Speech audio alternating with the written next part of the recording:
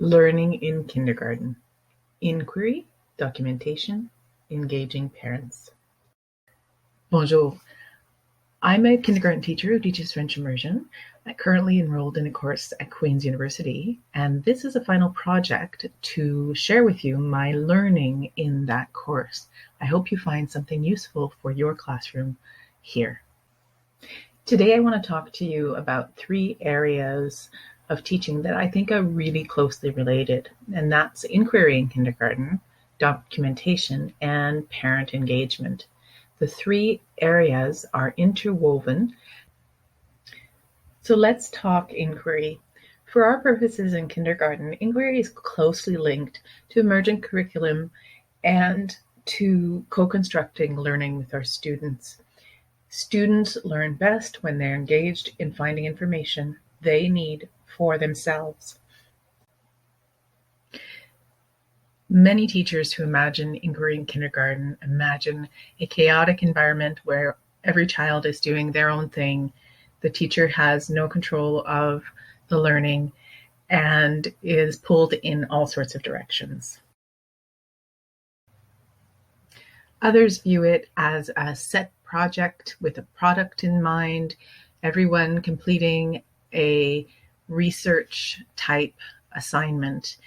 Neither of these scenarios really fit what should be happening in a kindergarten classroom. So what is inquiry in the kindergarten context?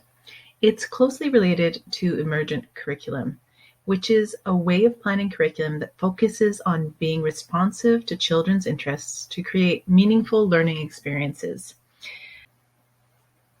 In its simplest form, inquiry is the process of asking a question, doing things to try and get answers to that question, and then reflecting on the learning that's been done during that inquiry process, and coming up with new questions based on our findings.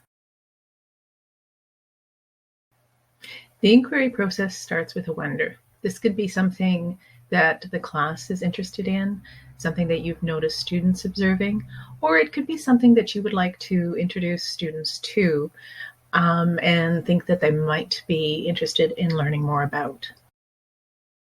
Next comes planning. This can be done with student input, but it is usually done by teachers as they look at the curriculum and the wonder and develop activities that will help students move forward in their thinking and help them get the answers or the information that they want.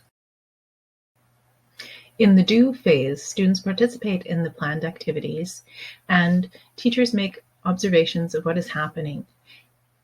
Plans can be changed and modified, new activities set out, new ideas presented, or new questions asked to push thinking forward.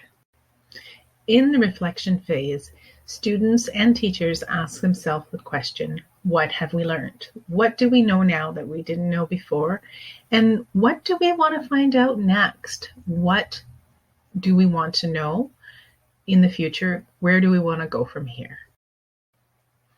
At some point during this cycle, students might be interested in creating something based on the learning that they have done, or want to share their learning with other people, or they might want to take action.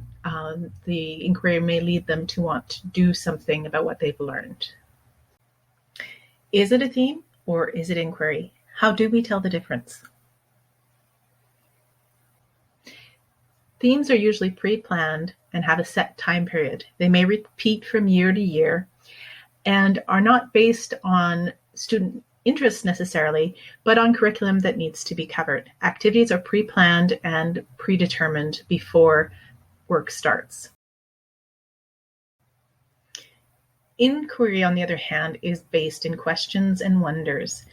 Students are trying to answer their burning questions, and teachers are providing them opportunities to learn through activities that are flexible and changeable.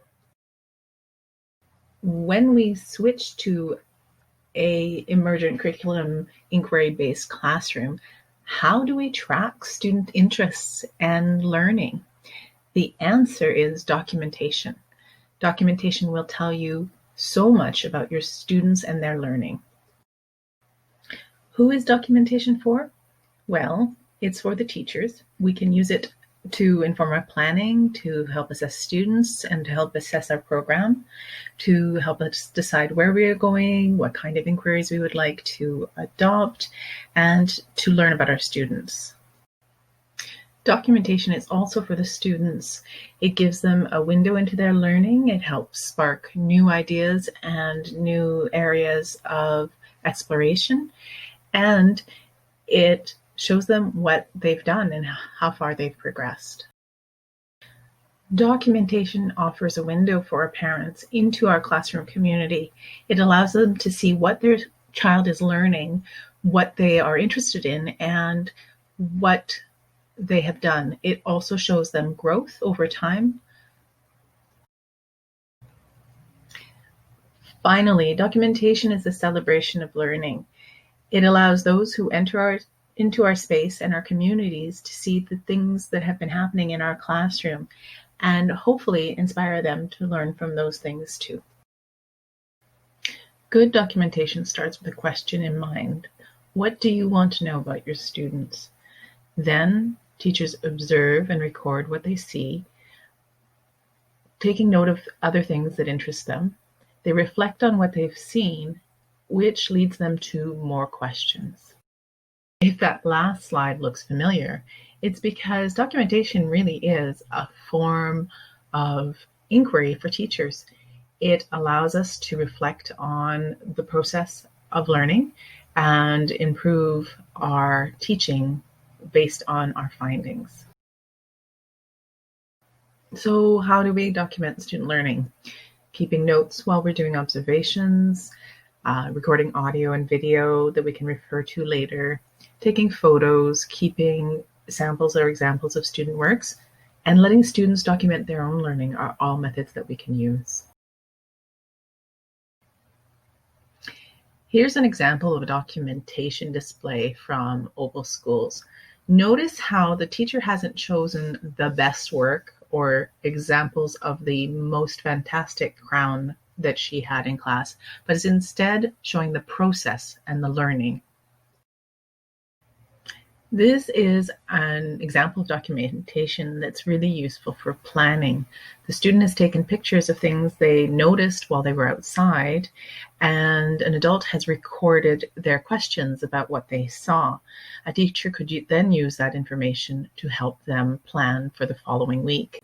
There are many ways to document learning. Here's an example from a fresh grade portfolio. This is a great tool for keeping a record of student observations and also sharing those observations with parents.